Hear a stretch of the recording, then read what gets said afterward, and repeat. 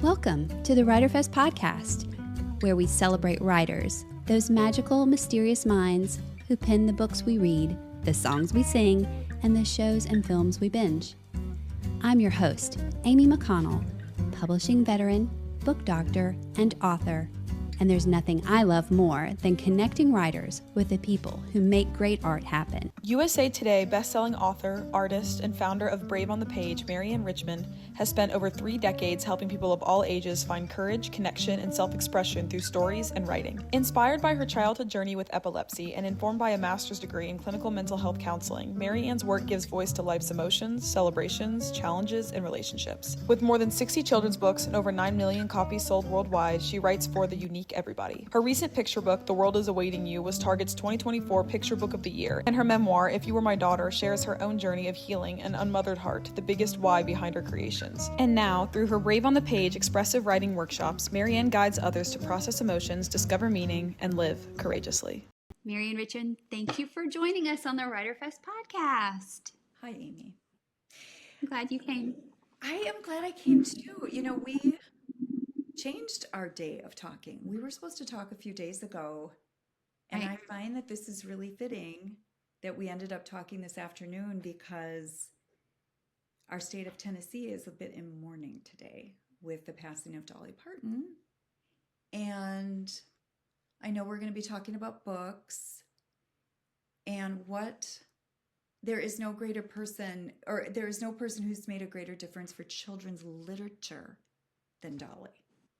I mean, I was reading today that she has given away 332 million books to children. Free. And I thought, well, I'm is raising that- my hand to say we were on the receiving end of those. Like, that's one reason why I'm such a big Really? fan of Imagination Library. You might remember that I was a single mom for 6 years, and I have, 5 5 kids. children.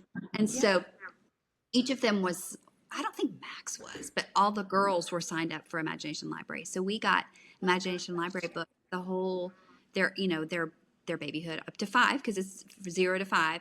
And, Yeah. and it was so special for us, Yeah. and also it impacted us because in another way, because it meant that shared across classrooms, kids were reading the same books. They all had a shared vocabulary of, oh, I also know that book. I'm very familiar with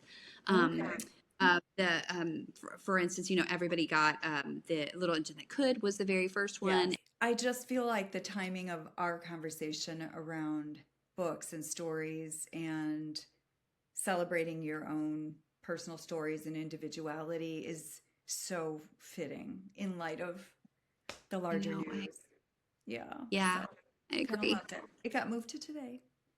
Yes, I'm grateful too. I'm in the same room we were in the other day when you came to book club with me for Yes.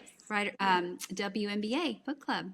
So Mm-hmm. it's got good and Richmond vibes in it. So thank you for that.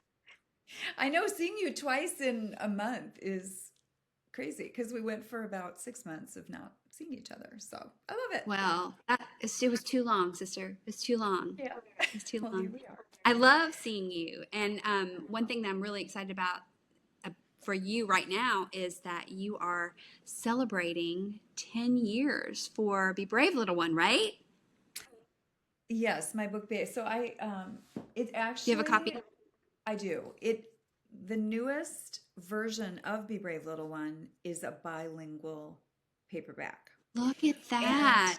I know, and throughout all the pages, Man, they've been translated into both languages. I love that And so I know. much.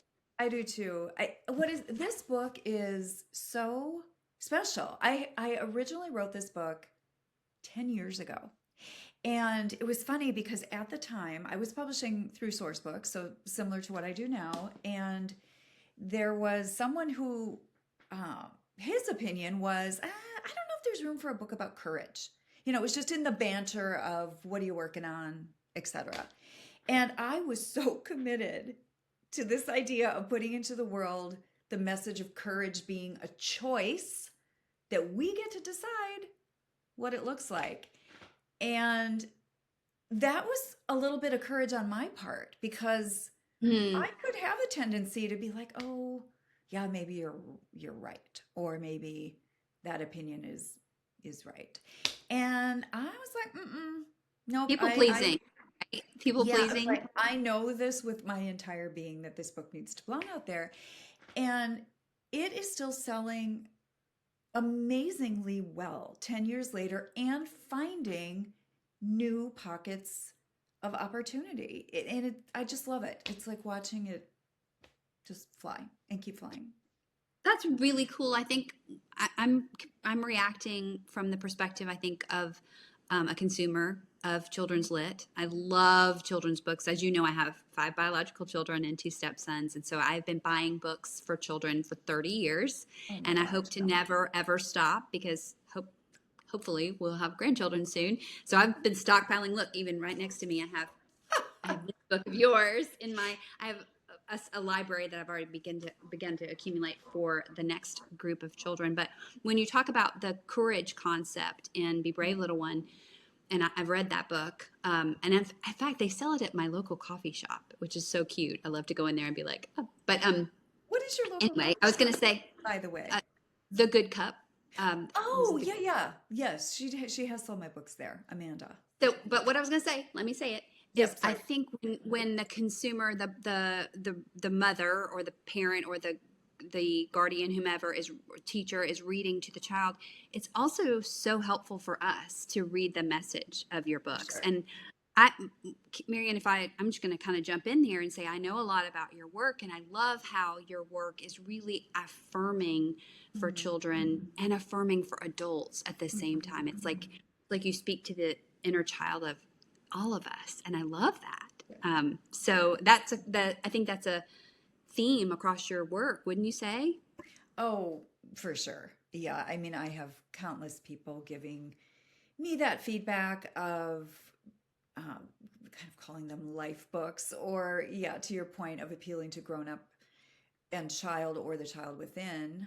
In fact, just this week, there was a mom on LinkedIn who is her passion is maternal mental health, which I love that. And she had a list of 6 books that were most pivotal to her in her postpartum journey. And she had, like 5 that were more how to kind of books. And then she had Be Brave Little One on there. That Mm. it felt like her permission slip in motherhood, that she Yeah. gets to choose what courage looks like for her as a new mom. And I once again marveled at that message, just meeting people where they are, whether they're a grown up or a little kid, starting kindergarten. So, yeah, it's always a surprise when you watch your words travel. And I've just found that of all the books I've written, and there's a lot at this point. I mean, I've lost count. The whole Our years. audience right now is going, she lost count. What? Well, So many yeah. of us labor, just on 1 or 2, and you're like, Well, I don't know, okay. 60-ish.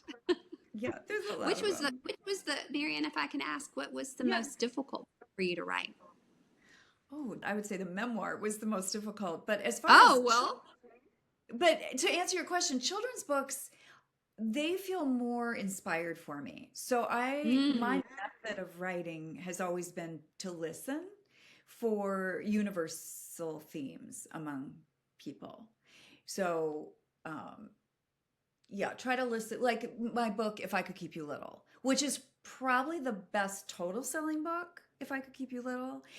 And that is such a universal message of wanting to freeze time, but then missing out on what's coming, because there's still good stuff coming. And I think it's that magic of people thinking you're talking directly to them, but you're really talking to everybody. So to me, it's like a puzzle or an exciting challenge to figure out what messages can do both. And those are the ones I really like to sink my teeth into. I bet you've done so many visits where you read your book aloud, Yeah. right? Hmm. What is the best age group for you to read to? Well, when the publisher puts me out on tour to visit schools and whatnot, it's always pre-K to second grade, because that's that target market, if you will. They're still reading picture books. But, by the time you're getting to second grade, they're into early readers and chapter books and stuff like that. But what I do like about those older kids is they understand questions. They understand the concept of questions. Enjoy that interaction with the second gradish Oh, I crowd. love that. Yeah, I mean, it's amazing what questions they have by the time they're 6 and 7 years old. Compared to 4, they're into life sharing. They're my dog died. They just want to report. So the teachers would be like, "Do we have a question?" Like they're really trying to impart what a question is. But yeah, by the time they're in first and second grade, they get what a question is. I love that. What helpful perspective, Marianne. Even having like raised a lot of children, I don't necessarily have the child development. Yeah. Because every child is different, so you can't necessarily take one child's milestones to be the next. But I love that insight that you're sharing. But you mentioned something about your memoir. You kind of teased just a little bit about that, and I love telling people about your book, about If You Were My Daughter. I have a copy left. I think I've given all my copies away because I'm so enthusiastic about it. Here it is. It's got lots of post-its in it because those are the pages I read from. But when you asked earlier, what was the hardest thing you wrote? That, this 200 and how many pages? 282 pages. And it is truly the story behind all those children's stories. I feel like for years I've been sharing the kids' books, and finally, I pulled back the curtain to say, well, this is why I do that. This is the reason that I've been so committed and passionate about wanting to put these uplifting children's books into the world that are kind of life books. And would you believe that really, it took me writing this memoir to finally understand my overall purpose in what I've been doing for 3 decades. And it came from our friend, Kelly McDaniel, who wrote and she was a reader reviewer for my memoir, and she gave me the word. She said, "Marianne, we heal by being witnessed." And that was one of the most transformative wisdom nuggets I have ever received, because it illuminated that my children's books have actually been these little witnesses to people's journeys through parenthood, family, raising kids, relationships, grief, loss. And they come alongside people to say, "Oh, I see you in this journey.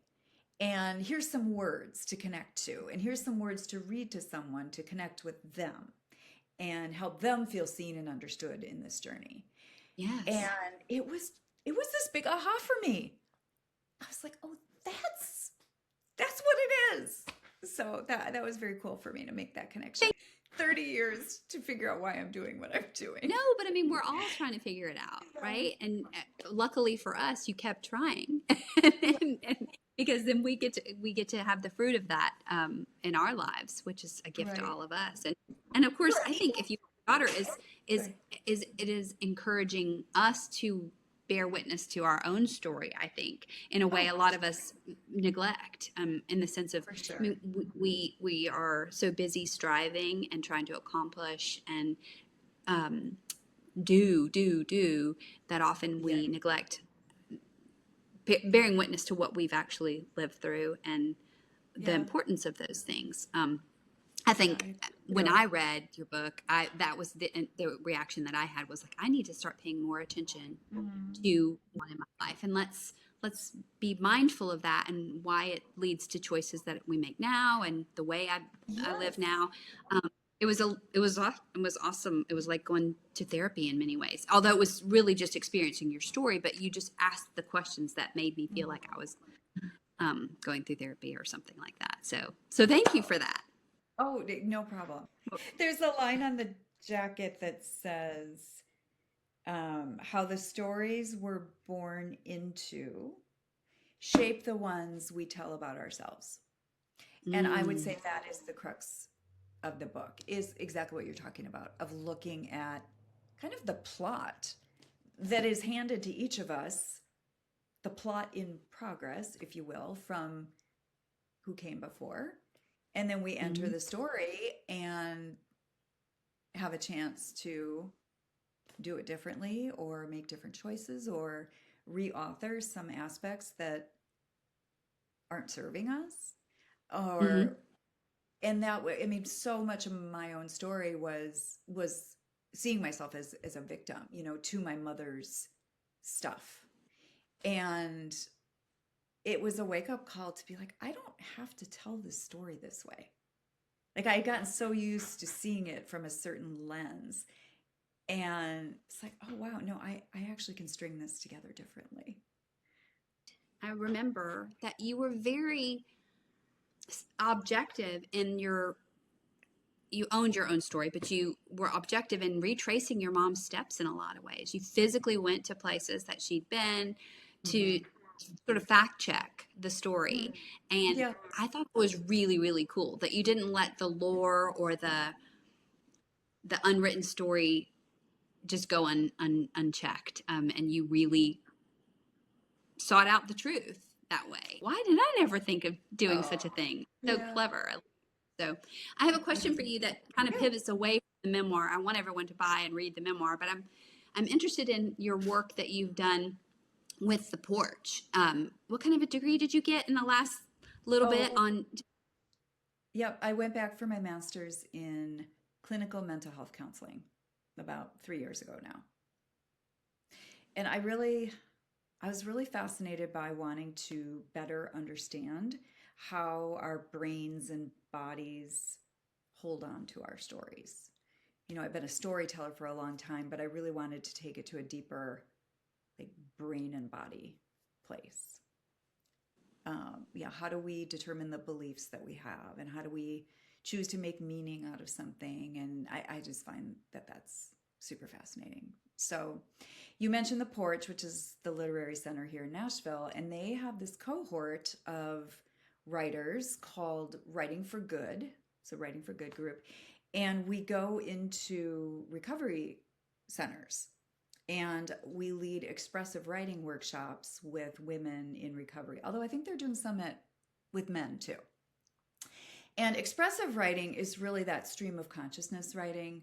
So top of mind, more therapeutic writing, it's called, where you're not critiquing the sentences you're putting down and obsessing over your punctuation or lack of thereof. It's really just trying to get what's in out. And I have just found it the most beautiful juxtaposition of this mental health education, but using a modality of writing that I love as a way for people to enter their thoughts and stories. And it's the witnessing of one another that just is the magic sprinkle over it all, because these women will read aloud stuff that they've written that their person sitting next to them has never heard. And it just builds trust and connection and respect and admiration and support. And it just has all these layers of amazingness. So I'm really loving that. So glad that you do that.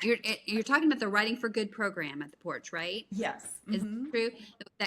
That's Katie McDougall's baby, right? She kind of birthed that, and it's still fairly young, right? Isn't it? Isn't the program fairly new?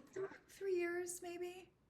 Yeah, That's and it's phenomenal. all funded by grants. So, you know, I know she's always looking for new sources so that she can expand to other recovery centers. Right. Because what a healing thing that is to offer. I love that you do that. I love that so much. Do you also teach at the Porch in other ways?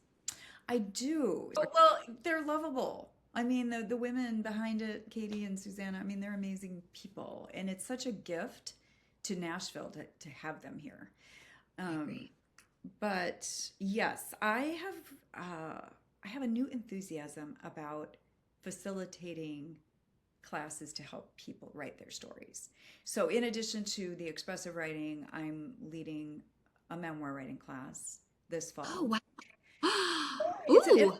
it's 4 Tuesdays in October. In fact, today's the last day you can get 10% off.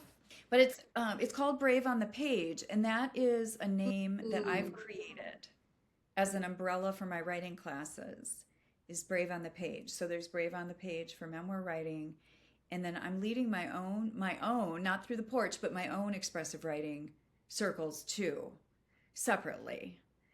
Is it Yeah. virtual? Are those virtual? Right now it is. Yep, right now it is virtually. Mm-hmm. So if listeners wanted to choose the porch or the virtual class that you're teaching, they would go either to the porch to look you up or to your website, mariannerichmond.com? Okay, let me clarify. If someone is interested in writing memoir, learning to write memoir, go to the porch and you'll see it as a class listed in October. It's called Brave on the Page, choosing the story only you can tell, or choosing the memoir only you can tell. Separately, if you come to my own website, which is mariannerichmond.com, you can read about what Brave on the Page is and send me a note that you're interested in an expressive writing circle, because I'm going to be hosting something virtually this fall.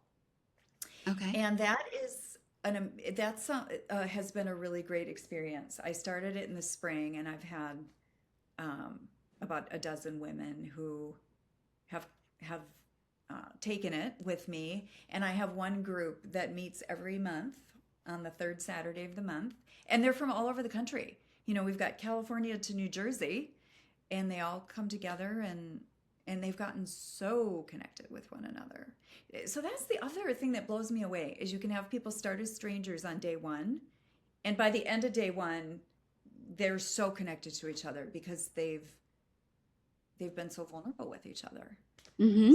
Mm-hmm. And that's the thing we long for the most as humans, is we want to bear witness, and we want to be witnessed. We want to be in community with people. So it's the desire of our hearts. I'm excited about that for you and for us too. Well, and especially in light of the age of AI and people turning toward machines to write for them and to mimic their voice.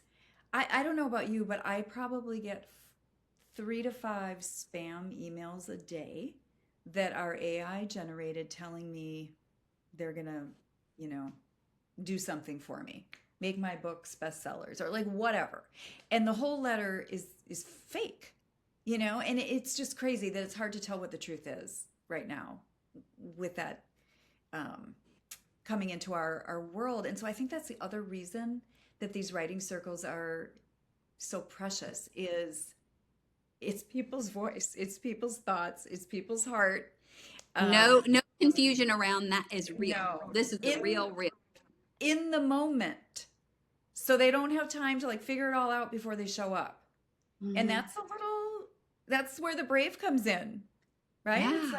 It's circle, it's now full circle bravery. And there's no Photoshop, there's no spell check. It's just real.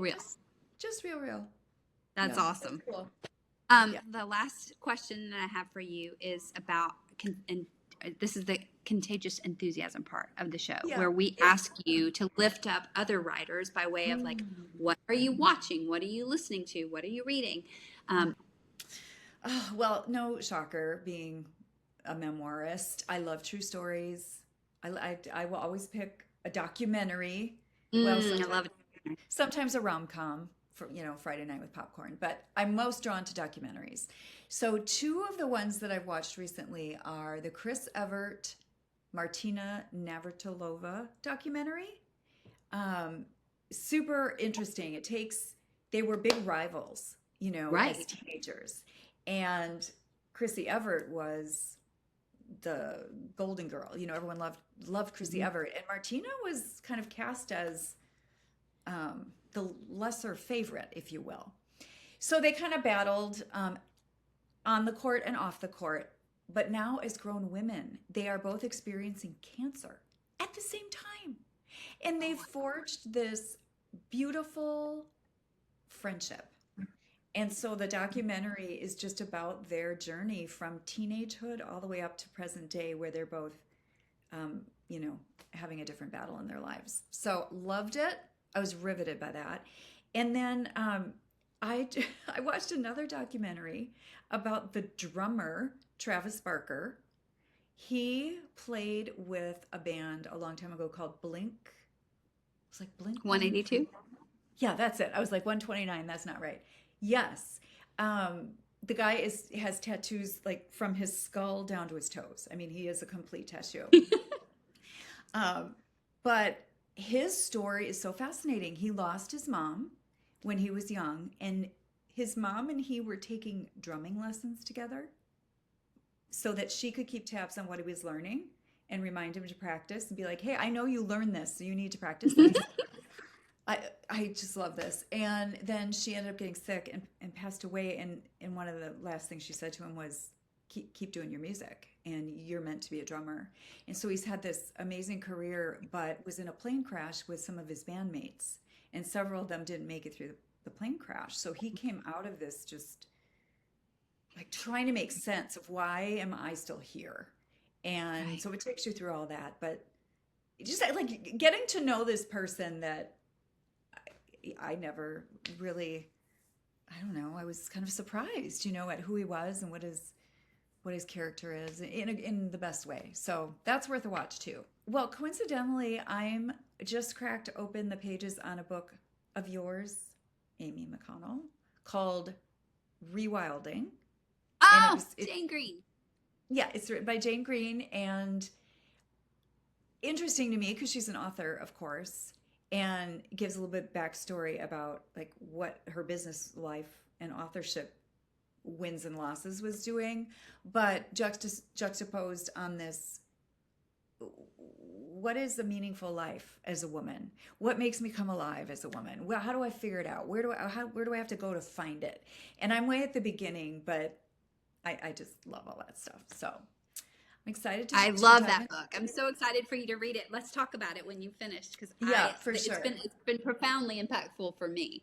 I'm exactly the age that she was when she wrote it. Just wrote it like 18 months ago, and so I'm feeling a lot of what she expresses, and Yeah. and I learned so much reading it. She of course ends up in Marrakesh, living this exotic. It's kind of like Eat, Pray, Love It kind of sounds a little bit, situation. yeah. A little Yeah. bit. Well, I'm a folk or a music. I'm just really in my indie folk phase. Americana folk music, like Allison Russell, who's Nashville. Do you know Allison Russell? Do you I know don't know her as an Allison. artist? Oh Not man, yet. she's amazing. In The fact, Americana Fest coming up in just a minute. yes. Americana. Okay, little fun fact. So remember when the Porch had the tempo No. nights? Okay, this Mm-mm. was like 2 years ago. They would do these quarterly at a coffee shop music kind of nights. And Allison Russell was the guest, and we paid like $10, you know, to get in. And she like blew us all away. I was like, who is this? And then of course she goes on to win a Grammy, and now she's on the stage with all the brightest people out there. But I feel so lucky that I saw her in this Yeah. little coffee shop in Nashville. I'm a huge Brandi Carlile fan. I'm going to see her concert in Red Rocks. She's an amazing writer.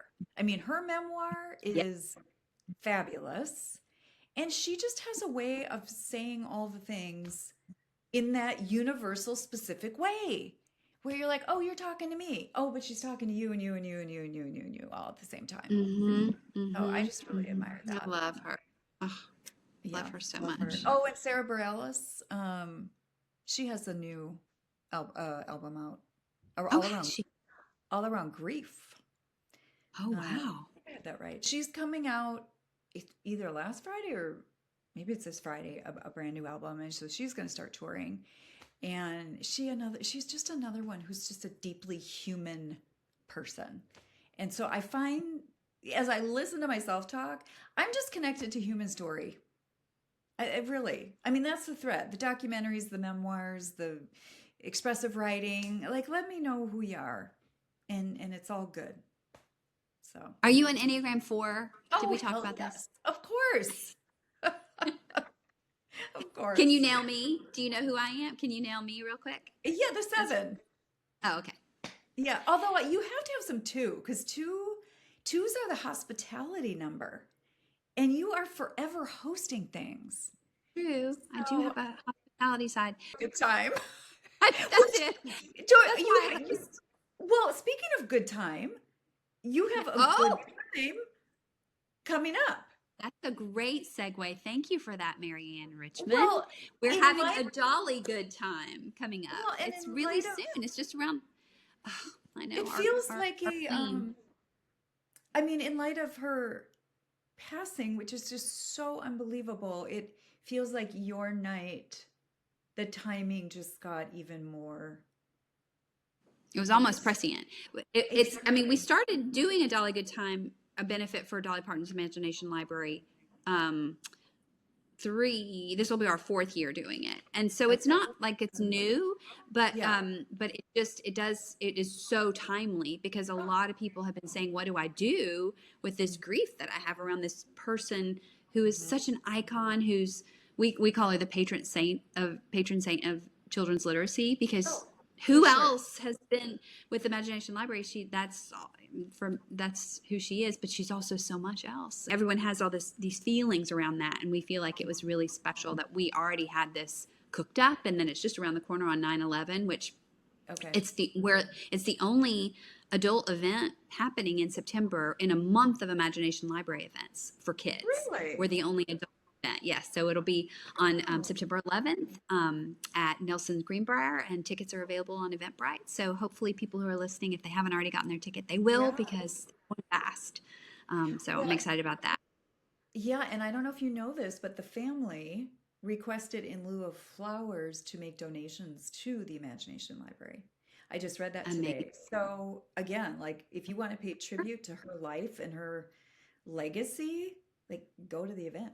That's a really tangible way to honor that. We'll be all decked out. The MCs are going to be Daniel Diamond and Becca Bowen, the artist, and we're going to have a wine pull. We'll have a silent auction with some incredible auction items. There'll be a pop-up from Daniel Diamond, his gear there, gorgeous, and the jewelry brand. Kendra Scott, is it? Kendra Scott, yes, and we'll have Kendra Scott pop up there because she has a Dolly line, and so that'll be amazing to have that there. And then there's going to be a bar, of course, and drinks. You get 2 tickets for drinks just by bringing your ticket, and food, of course, and live music. So it'll be a lot of fun. Yeah, for sure. Are you going to wear a blonde wig? I'm not going to wear a blonde wig. No, I'm going to wear dancing shoes, though, for sure, and some sort of sparkly something. So we'll see. But that sounds great. It's going to be. I love that you're doing that.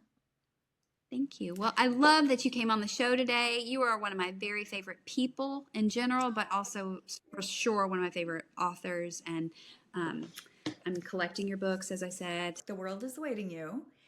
Target chose that as its picture book of the year in 2024. Yeah. Target? Yeah. That's one of my favorite places in the world. Yeah, it was picture book of the year. Well done, you. I know. I had never had a recognition like that. It was so exciting to see it in the store with that little sticker on it. And yeah, that was cool. Way to go, Marianne Richmond. Thank you. Well, I'm so glad we had you on the show. Thank you for being here. And I can't wait to see you the next time. I think we have a coffee date coming up. And also at Writer Fest in November. Yes. Lots of Amy sightings soon. I love it. Okay. All right.